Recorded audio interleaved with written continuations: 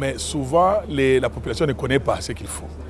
Alors, nous avons voulu, après la préévaluation que nous avons eue, maintenant, ceux qui ont été retenus comme ayant des innovations un peu meilleures que les autres, on leur a demandé de venir exposer ici et permettre donc à la population de passer, voir ce que le génie congolais est capable de faire. Non, l'entrée est gratuite. D'ailleurs, on voudrait bien que les jeunes enfants viennent parce que nous voulons que depuis les bas âges, que les jeunes apprennent à faire la recherche, à comprendre qu'il y a un autre type d'individus qui peuvent être valorisés dans ces pays, notamment les chercheurs, les innovateurs, et que dès les bas âges, qu'ils apprennent à créer, à faire quelque chose dans le domaine scientifique.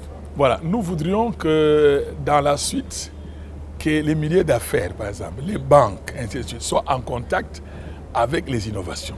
Vous voyez, parce que normalement, dans d'autres pays, ce n'est pas l'État qui finance les innovations. Mais si les banquiers, si les hommes d'affaires, la FEC, ainsi de suite, viennent en contact avec les innovations, quelqu'un peut voir quelque chose qui l'intéresse et puis il se fait par exemple des partenariats et c'est comme ça qu'on peut développer le pays. J'encourage d'abord les jeunes à se lancer dans la recherche, dans l'innovation. Et je demande au peuple congolais de croire en ses capacités. Personne ne viendra développer notre pays, c'est nous-mêmes. Et nous devons nous baser sur ce que nous avons dans la tête pour développer ce pays. Je suis un professeur congolais, naturalisé italien, évolué en Italie depuis 43 ans. J'ai laissé le pays il y a presque 43 ans. Je suis professeur à l'université du Salento au sud de l'Italie et professeur aussi à l'ISP Tekine. Je m'occupe du génie électronique appliqué à l'environnement, à l'industrie et surtout au biomédical. Bon, l'idée, pour être sincère, l'idée n'est pas au départ la mienne. L'idée, c'est l'idée de mon ami, le producteur. C'est lui qui permet de construire le lit. Ça vient d'une expérience personnelle de sa famille, de sa mère qui était en difficulté, qui avait besoin d'un lit pour être mouvementé, déplacé. Et puis on a commencé à collaborer depuis 10 ans et on a atteint des résultats que vous voyez. Il y a deux types de résultats. Du point de vue de la neurophysio-réhabilitation, c'est-à-dire que le mouvement du corps humain, la verticalisation, mettre debout une personne, c'est comme si cette personne est en train de marcher, ça aide beaucoup et ça permet de récupérer les forces. Et puis, par rapport aux autres lits robotiques, puisque nous n'avons pas inventé les lits robotiques, nous avons innové d'une manière grandiose. C'est le seul lit au monde, dans la version top, qui est en mesure de s'incliner sur le côté droit ou bien côté gauche, jusqu'à 30 degrés, et effectuer une rotation. Comme vous voyez, c'est une position très très difficile à maintenir, sinon il y a basculement du lit. Et puis il y a l'autre version que vous voyez aussi à ma droite, qui est pour la chambre. La version à gauche, c'est pour les grandes salles de kiné. Le deuxième volet, l'aspect très très important, qui est une première mondiale, à travers les lits robotiques, nous sommes en mesure de diagnostiquer.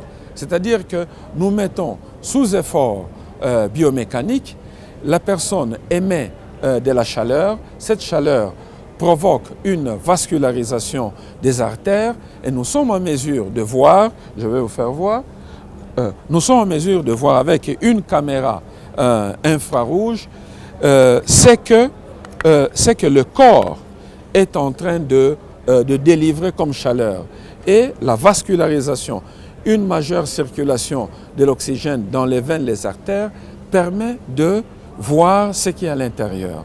Nous pouvons voir les poumons, nous pouvons voir la colonne vertébrale, nous pouvons, à travers les yeux, la vascularisation des capillaires des yeux, nous pouvons par exemple faire une corrélation avec les maladies cardiaques. C'est une première.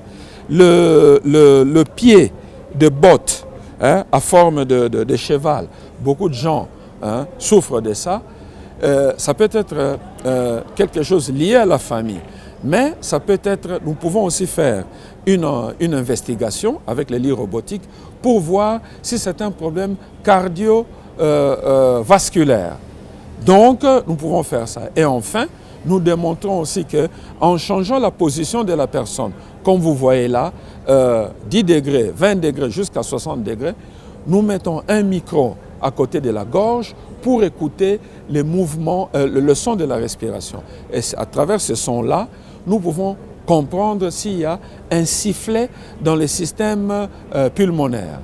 Et voilà, ça ce sont des exemples, c'est une innovation. Nous voudrions qu'il y ait une chaîne de production en RDC s'il y a les autorités ou bien il y a des privés qui sont disponibles à nous accompagner dans cette grande expérience. Nous mettons notre technologie, notre compétence au service de la RDC, mais s'il y a quelqu'un qui peut nous accompagner, ça ne coûte pas cher. Au départ, on peut faire une chaîne de montage et après la fabrication locale. Alors, le problème, c'est que les lits robotiques sont en mesure de résoudre à peu près 8 groupes de pathologies. Pathologies, puisque quand on ne bouge pas, nous avons le corps humain est affecté selon 8 pathologies. La partie cérébrale, puisqu'on ne bouge pas. La partie cardiovasculaire, je cite maintenant les parties plus importantes. La partie pulmonaire, 3. La peau, puisque si la personne ne bouge pas, nous avons des problèmes au niveau de la peau. Donc, il n'y a pas de sueur. Et puis, nous avons les reins, 5. Et puis, nous avons les pieds, c'est-à-dire que les chevilles et les genoux deviennent plus faibles. Donc, 6e cas. 7e cas, le problème psychologique. C'est-à-dire qu'il y a une perte d'attention. Et enfin, 8e cas, qu'est-ce que nous avons? Nous avons des plaies derrière sur notre peau. Alors, pour résoudre ce problème-là, on a besoin d'une thérapie cinétique bilatérale. Cinétique, c'est-à-dire mouvement, et bilatérale dans tous les 2 parties. La verticalisation, mettre une personne debout, c'est comme si la personne est en train de marcher. Et en marchant, c'est-à-dire en restant debout, en marchant, et nous provoquons une circulation majeure du sang. Ça, c'est un exercice fondamental. Voilà en gros ce qu'on peut faire. Une personne qui souffre d'AVC peut guérir d'une manière précoce après une opération de AVC. Voilà. C'est le seul lit robotique avec plus ou moins de 9 de... I don't ever slow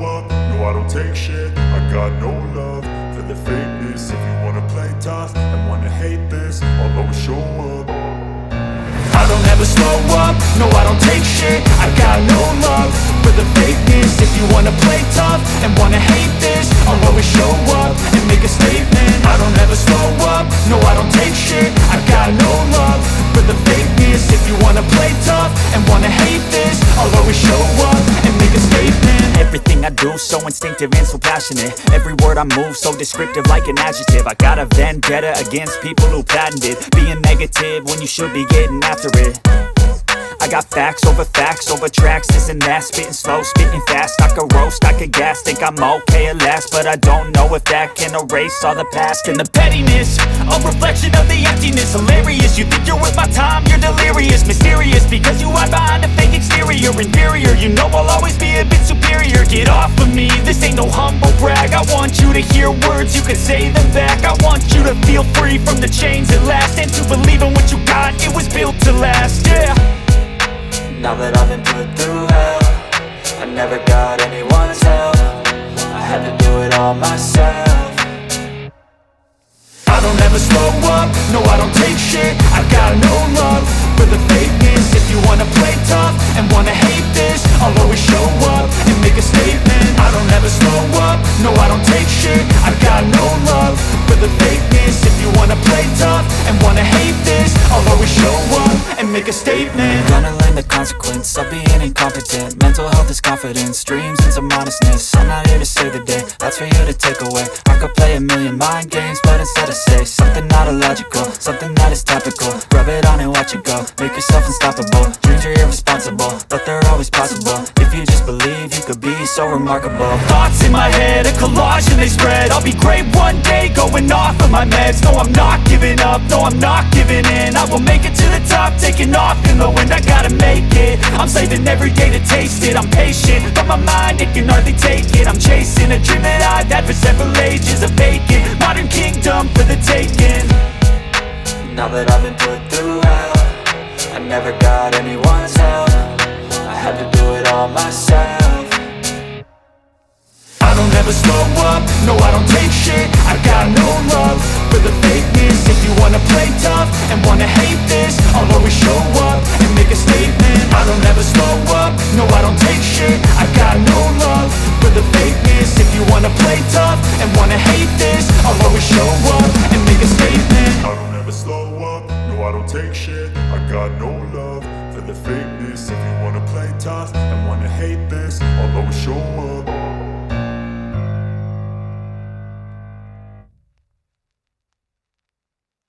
Sur la trentaine de plantes sur lesquelles je faisais l'expérimentation, que 2 de ces plantes avaient des propriétés confirmées en laboratoire, antimitotiques, anticancéreuses, et m'étant rendu compte qu'elles n'étaient pas non plus toxiques, il y a eu un déclic qui a fait que je bascule vers le VIH, puisque la littérature scientifique renseigne qu'un bon anticancéreux a beaucoup de chances d'être aussi un bon anti-VIH. Et donc ça correspondait en ce moment-là avec un pic élevé de prévalence de VIH au pays, où il n'y avait pratiquement pas de solution. L'unique solution à ce moment-là était la solution proposée par le professeur Rouma avec le MM1. Et en ce moment-là, il était en train de connaître un certain nombre de déboires. Donc j'ai proposé en ce moment-là cette formulation pour lutter contre le VIH-Sida. Et Dieu merci, ça a porté des fruits et l'information est partie dans toute l'université de Kinshasa jusqu'au recteur et directeur. On a pu conduire une étude clinique à la faculté de médecine, aux cliniques universitaires. Voilà d'où est partie l'idée. Merci madame. Effectivement, l'université doit être une institution au service de la communauté nationale, pour résoudre des problèmes concrets. En ce moment-là, je viens de parler de la pandémie de VIH-Sida qui sévissait déjà et où le monde entier était à la recherche d'une solution. Il n'y avait pas de solution. Le professeur Rouma a fait ce qu'il pouvait faire. Sa solution, ça a sauvé ce qu'elle pouvait sauver, mais on est arrivé à un point où cette solution a marqué ses limites. Et c'est ainsi que nous avons proposé une solution alternative. S'agissant des cancers, c'est la même chose. Vous savez que jusqu'à aujourd'hui, le monde entier est à la recherche des solutions définitives contre le cancer. Et ici, nous avons trouvé une solution vraiment définitive contre certains types de cancers. Nous n'avons pas la prétention de soigner tous les types, puisque vous savez que chaque organe de l'organisme, chaque tissu a son type de cancer, mais la plupart des cancers sur lesquels nous avons eu à expérimenter ce médicament, Canicure, en laboratoire, aussi bien aux États-Unis, en Afrique du Sud qu'ici au Congo, la plupart des cancers les plus courants dans le monde ont été inhibés, ont été guéris, puisque nous arrivons à la guérison définitive par ce médicament. Au départ, c'était par nos moyens propres. Crépat Laboratories est une SARL avec une équipe multidisciplinaire où nous avons des pharmaciens, des médecins, des juristes, des économistes. C'est cette équipe qui s'est soudée, qui s'est mise ensemble pour pouvoir suppléer en moyens matériels, logistiques, en moyens financiers pour pouvoir conduire les études aussi bien au Congo qu'à l'étranger. Par la suite, le gouvernement nous a emboîté le pas. Le gouvernement du président Félix-Antoine Tshisekedi nous a aidés, notamment par la conduite des études cliniques à la faculté de médecine à l'UNIKIN au travers du FPI. Nous saluons vraiment cette vision politique. Et en même temps, il nous a aidé à acquérir le site industriel sur lequel se trouve implantée notre industrie actuellement. Très bien, madame, c'est une belle question. Je voudrais d'abord préciser que le médecin ne fabrique pas le médicament. C'est le pharmacien qui fabrique le médicament, qui le met à la disposition du médecin pour soigner le malade. Donc, si nous sommes dans cette vision, oui, Crépat, comme l'a dit le DG, nous avons des médecins, nous avons des pharmaciens, nous avons des juristes et nous travaillons en équipe. Et nous avons suivi des malades. On a fait pendant la Covid, la Covid-19, nous avons suivi des malades aux cliniques universitaires. Nous avons fait ce qu'on appelle un essai clinique randomisé en comparant notre produit, le Doubase C, au protocole national qui était constitué de l'hydroxychloroquine, azithromycine, vitamine C et zinc. Donc nous avons suivi des malades.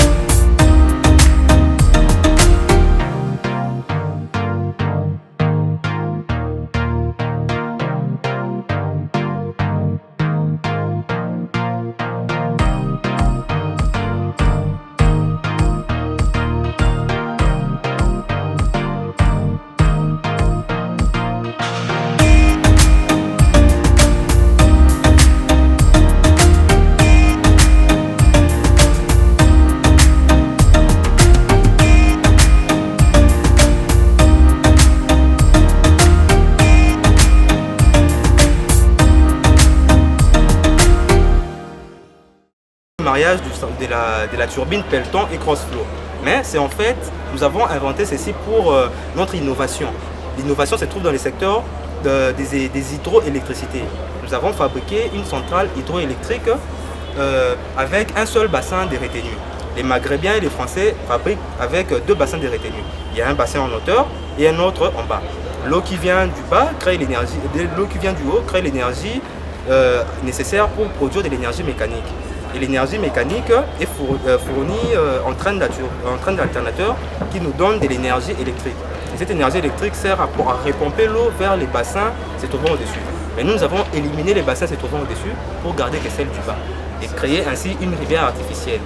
Quand on parle de rivière artificielle, oui. C'est quoi alors les avantages d'éliminer les bassins du dessus? Exactement. notre rendement est actuellement de 85%, alors que ces installations ont un rendement inférieur à 80%.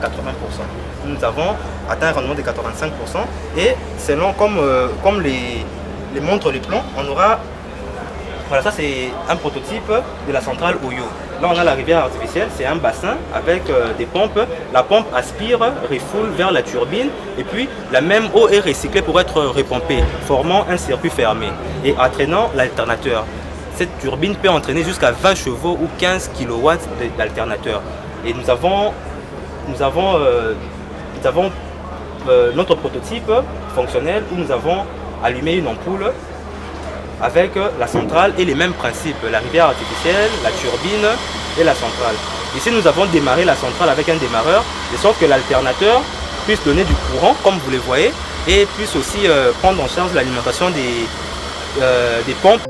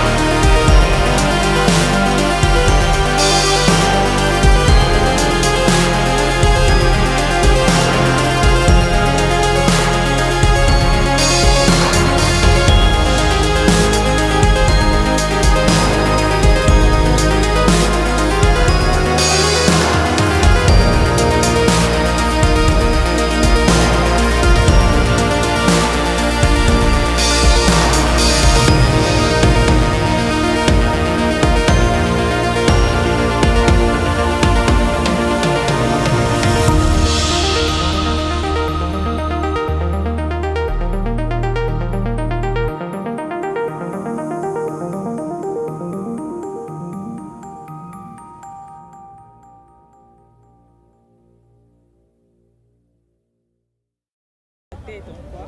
Ça m'aide à aimer mon pays, à le protéger et à connaître des différentes villes qui sont sur la carte de la RDC. RG, c'est éducation et rééducation de la jeunesse par les loisirs. On voit que le jeu, ça fait partie intégrante de la vie de l'enfant. Éduquer un enfant au travers des jeux, ça facilite les choses que de lui mettre beaucoup de choses dans la tête. Et quand l'enfant joue, et vous lui donnez l'éducation au travers des jeux, ça passe aussi mieux. Le jeu que nous avons présenté, c'est Jelu Lumumba. Jelu Lumumba, c'est un jeu qui se joue sur la carte. Premièrement, c'est un jeu qui a un objectif. L'objectif, c'est de ce jeu. Le jeu là, ça constitue l'outil. C'est un outil de la culture du patriotisme dans l'enfant congolais. C'est au fait la révolution culturelle de l'enfant congolais. Alors ce jeu permet à l'enfant congolais de connaître mieux son pays. Mieux il connaît son pays, il va l'aimer. Mieux il aime son pays, il va en plus le protéger. Et ce jeu permet à nos enfants de connaître non seulement le pays, mais les minéraux, les richesses de ces pays, au travers des minéraux et autres choses. Et la finalité, c'est quoi? Savoir ce qu'on fait de ces minéraux. Et c'est dans notre jeu que nous avons présenté que toutes ces histoires s'étalent.